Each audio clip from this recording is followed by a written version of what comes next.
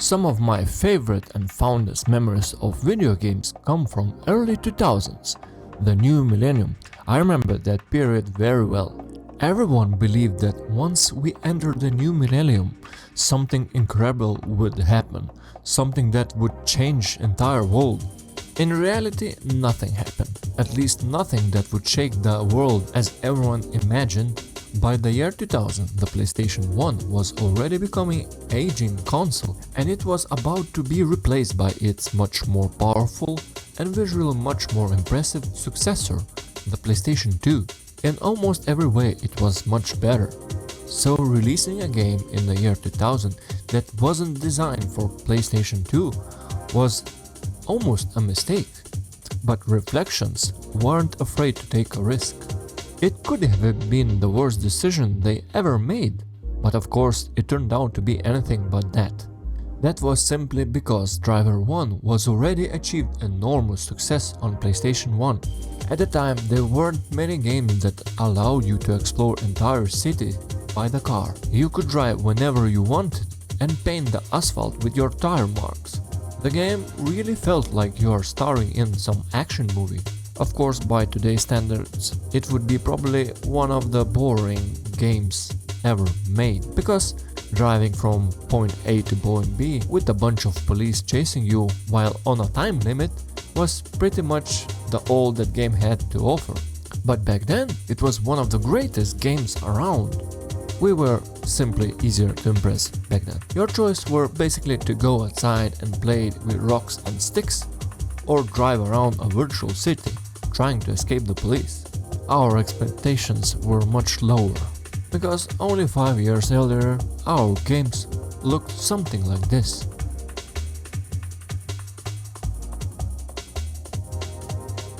I'm not saying that there weren't better games back then, but we simply haven't seen them yet.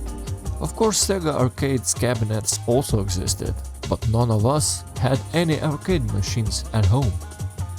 When we saw what PlayStation 1 was capable, we were completely blown away. And it wasn't just us, the game became incredibly successful. And when the game becomes successful, they always make a sequel of it. And that's exactly what happened with this franchise. For me, exactly that period was moving incredibly fast. I just gotten my own console at home and just started playing Driver 1 when classmate told me that Driver 2 was already been released. And he told me something that completely blown my mind. You could get out of the car and attack people, run around on your feet, you can see your character. My mind went on overdrive. I just recently played GTA 2, which still wasn't in third perspective, so I immediately thought that Driver 2 was going to be basically GTA 2, but from a third perspective. And at the time, I couldn't understand why they couldn't simply make a game like that. I knew absolutely nothing about computers or their limitations. I remember getting frustrated while playing a game from around the year 2000, asking questions like, why can't I enter every single building? Why cannot I get in every single car? Why can't I just travel around the world? And so on. The reality was, of course, a little more complicated. And after talking with my classmate and bouncing the ideas around, because at the same time he didn't see the game also, and when I got the copy of Driver 2 finally, I was a little bit disappointed. Because in my head I already imagined exactly how it's going to work.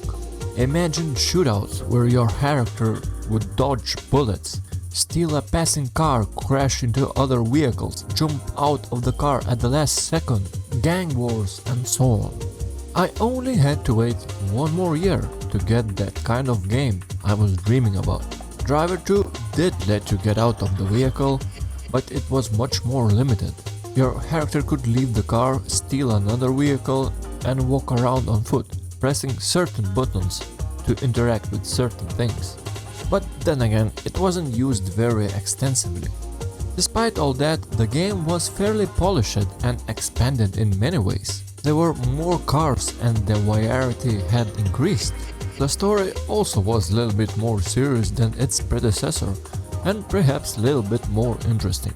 But back then you couldn't expect much from a game story, and honestly we didn't really care that much.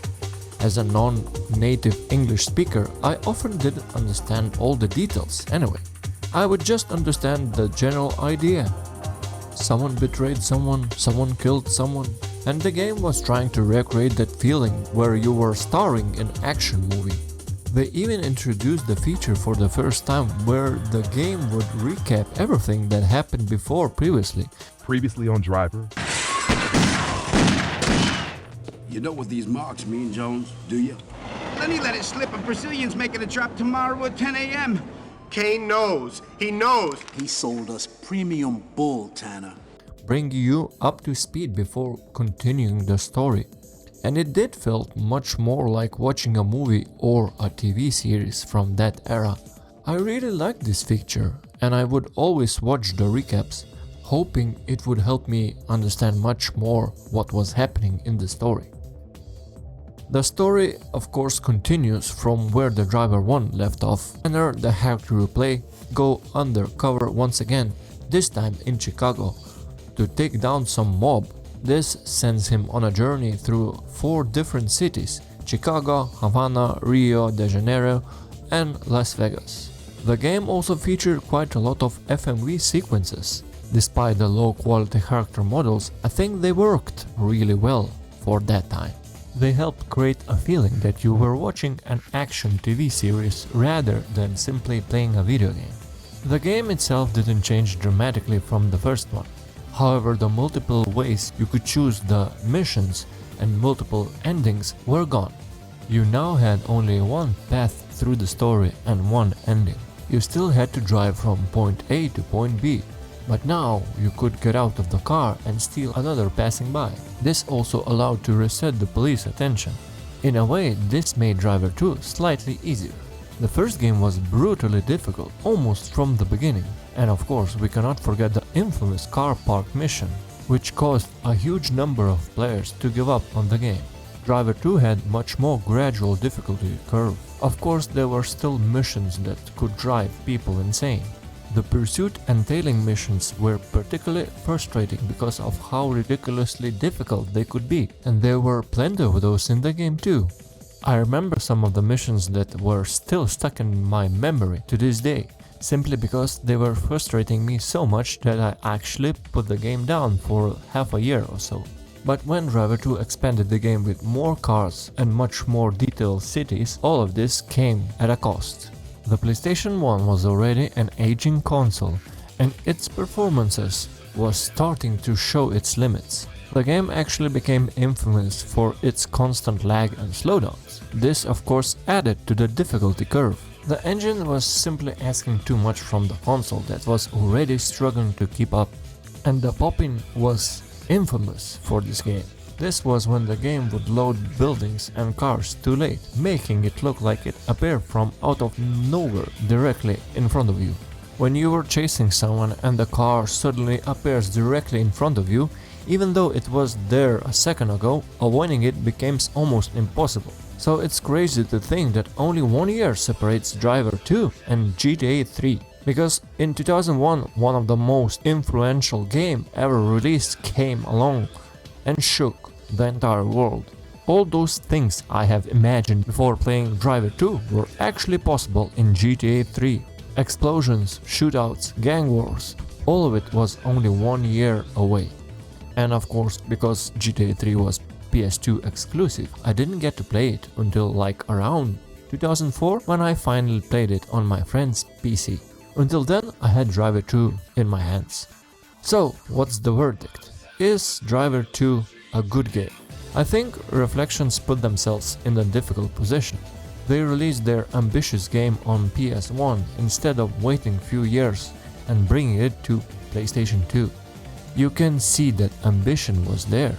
They simply didn't have enough memory, hardware power or time to realize those ambitions. Is Driver 2 fun to play today? Yes and no. If you want to experience what the gaming landscape was back then, sure, do that. It has charm that very few games had at the time. The physics engine, the destructible cars, the way vehicles reacted to the crashes. It was something genuinely unique on PlayStation 1, but to compare with a modern game, it's lacking in many ways. Driver 2 was one of the few games brave enough to squeeze almost every last drop of performance out of an aging console, and personally I consider it to be the last truly great game released on the original PlayStation 1.